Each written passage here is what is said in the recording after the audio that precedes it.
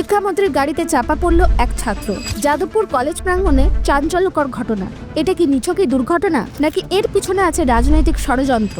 ঘটনার সূত্রপাত ওয়েবকুপা অর্থাৎ টিএমসি সমর্থিত কলেজ প্রফেসরদের ইউনিয়ন এক সভার আয়োজন করেছিল। সেখানে বক্তব্য রাখতে এসেছিলেন শিক্ষামন্ত্রী তথা চেয়ারম্যান ব্রাত্য বসু। সভা শেষে শিক্ষামন্ত্রী যখন বেরিয়ে যাচ্ছিলেন তখনই ঘটে বিপত্তি। বাম ছাত্র সংগঠনগুলি তার উদ্দেশ্যে স্লোগান দেয় ও গাড়ি অবরোধ করতে যায়।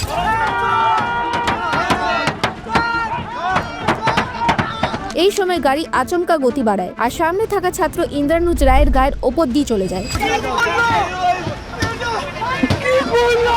মুহূর্তেই শোনা যায় চিৎকার, আতঙ্ক, বিশৃঙ্খলা। তাকে দ্রুত হাসপাতালে নিয়ে যাওয়া হয়। চিকিৎসকদের মতে তার চোখ গুরুতরভাবে ক্ষতিগ্রস্ত হয়েছে এবং অবস্থা সংকটজনক। সিপিআইএম নেতা সৃজন ভট্টাচার্য সরাসরি ব্রাত্য বসুর গ্রেপ্তারের দাবি করেছেন, কিন্তু শিক্ষামন্ত্রী বলেছেন এটা ইচ্ছাকৃত নয়, দুর্ঘটনা মাত্র। এটা কি নিছকই দুর্ঘটনা, নাকি রাজনৈতিক প্রভাব খাটিয়ে সত্যকে ধামাচাপা দেওয়া হচ্ছে? আপনার মতামত কি? কমেন্টে জানান।